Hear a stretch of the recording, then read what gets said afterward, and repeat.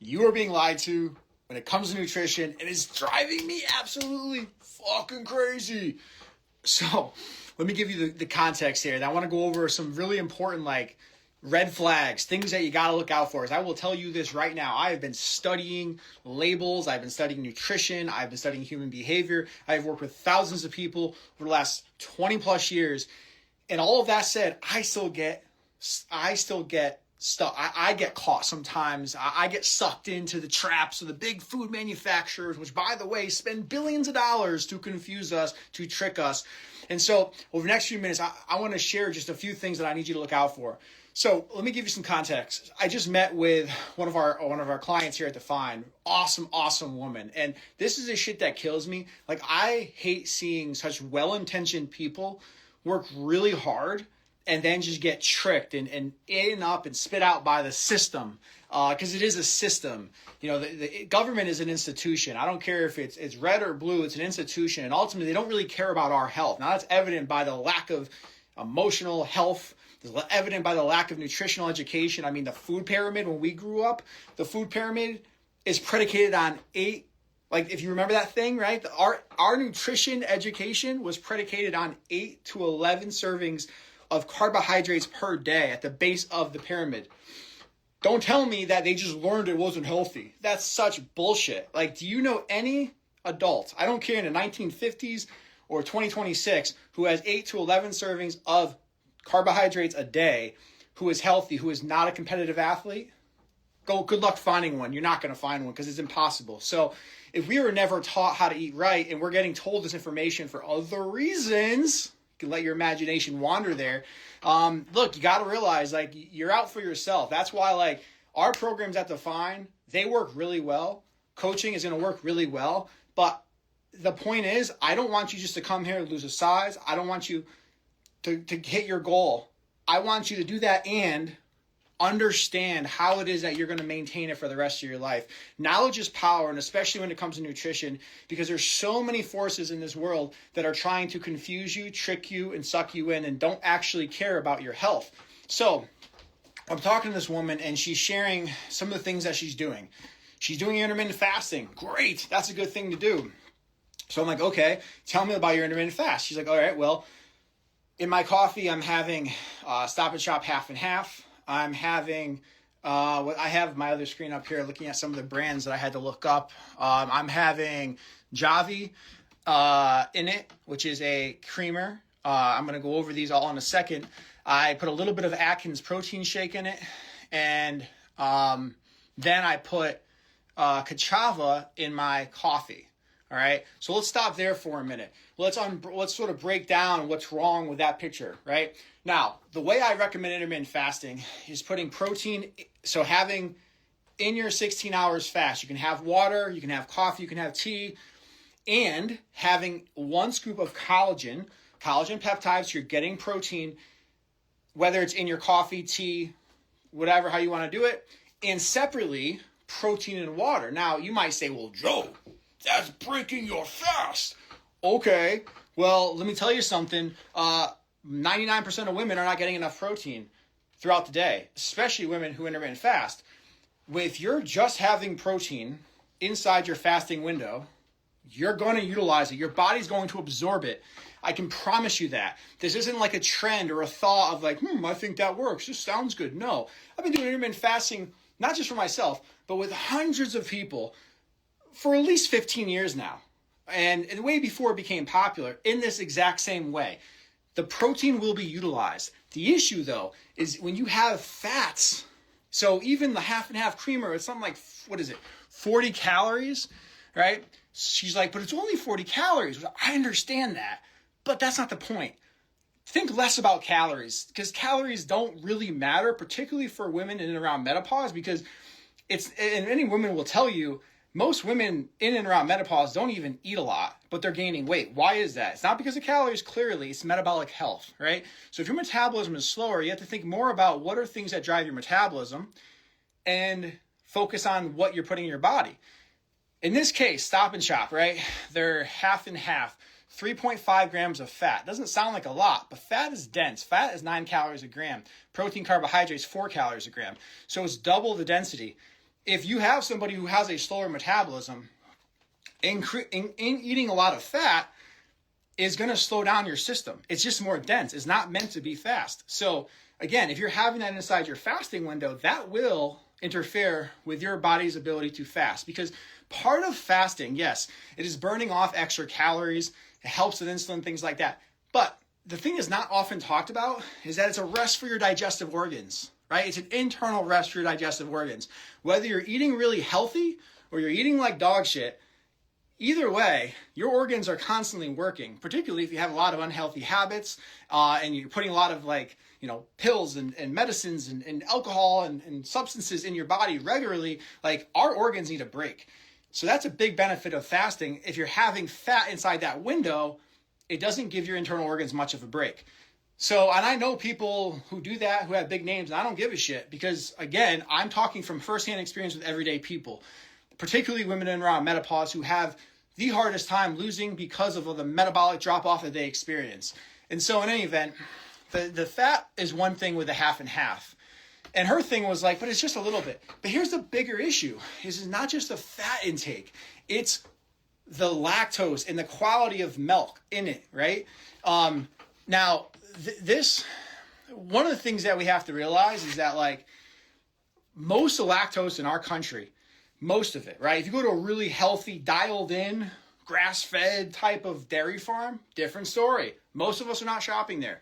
If you're getting dairy off of the food shelf, most of that lactose is going to be inflammatory. I would question and I would challenge anybody on that. And let's do actual statistics, because here we do three-dimensional body scans. I have people who push back on me on that. So I say, okay, well, let's do it for this period of time. Okay, now we can see your circumference, your inflammation. Cool. Let's now cut it out. And now let's see. I've done that countless times, time and time again. And this is even before we had the technology. I can promise you lactose is inflammatory 99% of the time. So that's one element of it is the Stop and Shop creamer. And even though it's just 40 calories, there's, artificial sweeteners don't have to show up on the label. So they don't have to. So let's say, I said it had 1 gram of sugar. Well, if there's artificial sweeteners in there, it doesn't have to have, that's not going to be added to the grams of sugar on the label. So you always keep that in mind, particularly when something tastes really sweet and it's advertising low sugar. That is one of the trends that you're going to see throughout this video and that you need to be aware of, is that if something is too good to be true, it is too good to be true. Like, nothing in nature is going to taste really good without sugar. It just doesn't happen like that. People, and it's amazing because people will have like Crystal Light and Pepsi Zero and Gatorade Zero and all these different things that have zero sugar but taste really sweet. And yet, they're the same people who are conditioned to say, well, fruit has a lot of sugar in it. Well, yeah, no shit. But our bodies have been, the human body has been processing sugar from fruit for thousands of years. Our bodies know what to do with that. Now, I get it. Some people have sensitivities to certain fruits for sure. But by and large, our bodies know how to process fruit. Nobody in the history of this world got overweight and unhealthy by eating too much fruit. We can blame it all we want. There's way more going on than that. So I have no issue with fruit. I do have issues with artificial sweeteners because your body, because they're genetically modified, your body doesn't know how to process them. So what do? They live in your gut, cause gut issues. But also, anything that's not getting processed through your gut turns into a toxin, and toxins can become free radicals, and free radicals can lead to cancers and diseases and so on. So that is something that we need to be aware of, is that if something's really sweet and there's no sugar, stay away from it. And if there is sugar in fruit, it's okay. I will say though, and one thing on that note, fruit juice, right? That's problematic because you think about it, if you ever took an orange and squeezed it into a glass, it gives you this much of liquid maybe, right? So if you're drinking a big glass of orange juice, how many oranges have gone into that? Now, our body has evolved with fruit, and in terms of the human body has evolved with fruit over thousands of years, but not with, drinking 15 oranges at a time, right? That's a lot of sugar. And that's why you want to stay away from fruit juices most of the time, because you couldn't eat those many oranges at once that you're drinking in a cup of orange juice. So that's one thing you have to keep in mind. That is where the sugar can be problematic. Now, some of the other things that kind of showed up is she was saying what else? So the Atkins protein shake. Atkins program is complete dog shit. Low carb, forget about it, okay? Forget about it. You might have lost weight being on a low carb before. Cool, awesome. I can tell you though, if you cut out carbs completely, that's not a sustainable approach in any event. So like the idea of like really low carb isn't good for longevity. And that's why like people who are on Atkins plan continually yo-yo, like any other big mainstream diet plan like that, which by the way, they're not designed to make you healthy. They are by and large supplement companies. They sell products. Forget about the plan. Their plan evolves. You look at, especially Weight Watchers, they're the biggest culprit of them all. And I don't want to diminish, if you've gotten good results from Weight Watchers, this is not on you, this is on them.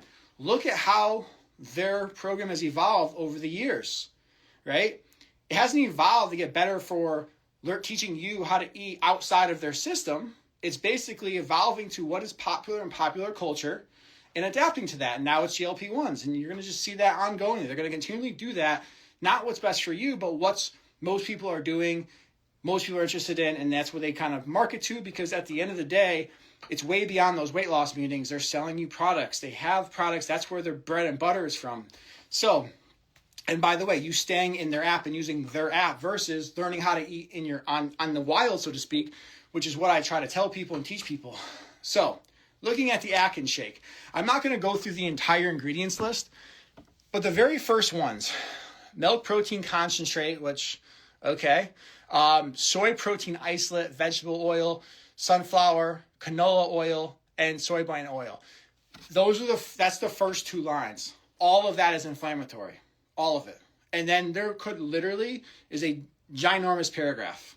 I'm not going to go through the whole thing. You get the idea. Stay away from most pre-made protein shakes. They are dog shit, especially Atkins. So yeah, even if you put a little bit in it, you're putting a little bit of inflammation in you. And that sort of thing doesn't process through your body. All right, so the next thing she talked about was Javi. So this is a protein creamer. Now, I think this is a better one than most. Still has sunflower oil, which I don't love per se. But again, the problem, as I was trying to explain to her, is that putting this in your coffee, well, if you are trying to fast, it has 4 grams of fat. That is going to slow down your fast. So just keep that in mind.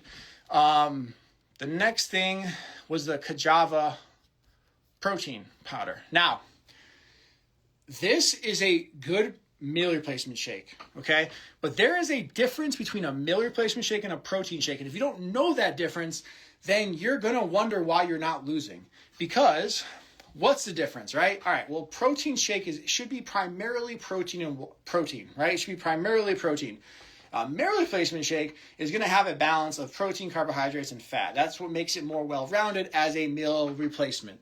This would be a good meal replacement, not something to have inside your fasting window. So, 6 grams of fat, 22 grams of carbohydrates. Yeah, it has 6 grams of fiber, cool. But again, 22 grams of carbohydrates, that's a good amount of carbohydrates, right? And that's like almost like a, equal ratio to the 25 grams of protein. So, there's 4 grams of added sugar. Not the worst thing in the world, but generally stay away from things that have added sugar in it. In any event, something to just keep in mind, like not all protein is created equal. I love J-Rob brand. Even their whey protein is so clean, it says on there, okay for people who have lactose allergies, because it's micro-processed, really good ingredients. Ingredients, quality matters, especially when it comes to protein. There is a reason why the big tubs at your Targets, your GNCs, and your Costco's are so cheap. Protein is not cheap. And you don't believe me, go buy protein in a grocery store. You and I both know it's not cheap. So all of a sudden, we're supposed to expect that you're going to get 25 grams of protein for a fraction of the cost per serving. Unfortunately, it's just not so. A lot of the protein that you get that your body's not, that is cheap, that's macro processed, you're not absorbing it. So really, you're not getting the benefit it says on the label. So the quality matters there. All right, what else? There's 2 other things that I want to talk about really quick that came up. 647 bread. This is a really interesting one because it sounds great. It's multigrain. It's keto. It's low carbs. Like, those are buzzwords, right? Keto friendly. First of all, most people who are on keto aren't even doing proper keto. And this is not a knock on you, but like a lot of people confuse it with paleo and low carb, and they're all different. Like there's similarities, but they are different. And if you're going to follow a keto diet, you got to be careful because you're messing with fire. Fat is 9 calories a gram. We talked about that earlier. In any event, this bread has how many servings of so this is how they trick you. It has high fiber, it says, right? Okay. Yeah, it has 8 grams of fiber. Now, that's a lot of fiber, right? So that sounds good. The problem, though, is, oh, goodness, all right.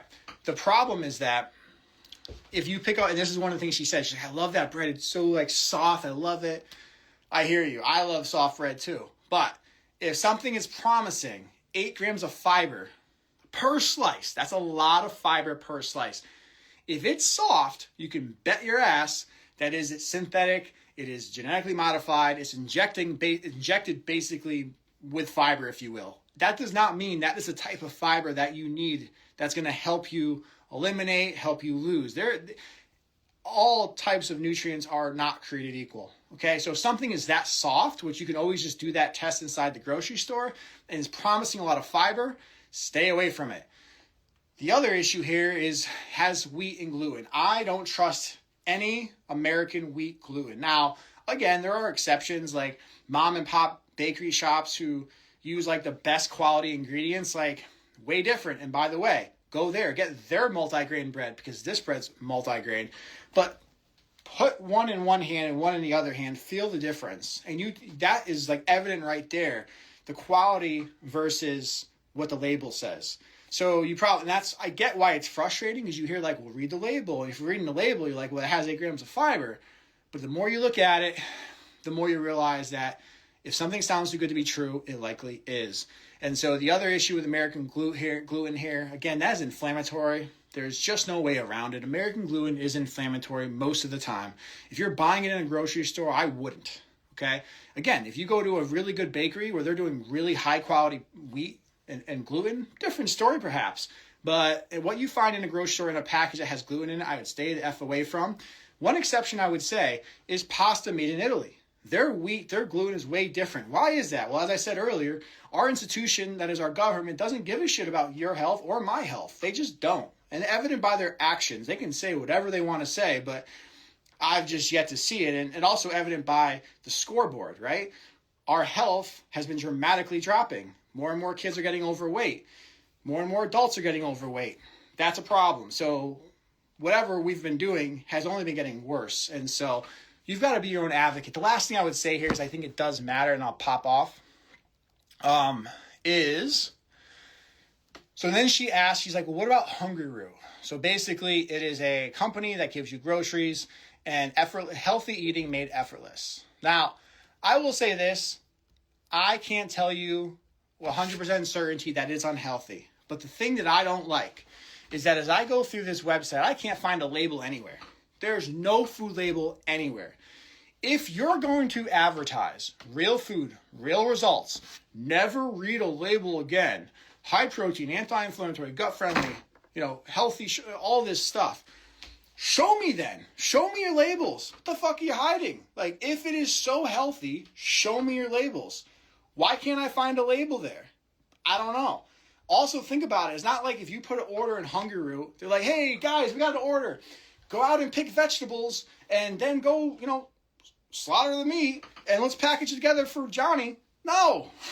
It's sitting somewhere. You know what I mean? So, like, what's in it to allow it to say healthy? Because you and I both know when you go to the grocery store and you buy produce, how long does it last for? Generally not more than 5 days. So I'm supposed to believe that they're shipping out healthy vegetables and there's nothing else that's helping preserve it. I don't know. I just don't trust it. So if you're seeing something that is telling you all the things you want to hear, but it's not showing you, then like what it actually is, at least without getting through a paywall, there's nowhere on this site. I looked for more than 5 minutes. Can you just easily find labels. And perhaps maybe I'm completely wrong. Maybe their labels are so healthy and it's so clean. I doubt it. Most meal replacement food companies are dog shit. Like, what's that big one? Factor? Look at that. Again, they're going to advertise high protein. If they advertise high protein, low sugar, look at their fats, probably super high. Look at their sodium. You got to, so if they're advertising something, got to look at the full picture. And so, all right, I've said enough. I've got to go on. This shit drives me crazy. Appreciate you all. Have an amazing day. If you have questions, as always, comment below. And if you are looking for someone that's actually going to tell you what is the right way to go about it and help you learn, like I try to educate my clients, because you need to be empowered. You're not going to have me in your ear and in your corner necessarily for the rest of your life. So how are you going to do when we are done, when we get you to where you want to go, when we get your results, then what? Well, you need to know. You need to learn. Knowledge is power. You have to learn. And if you need that help, DM me. We are here to help. And that is all. Have a great day.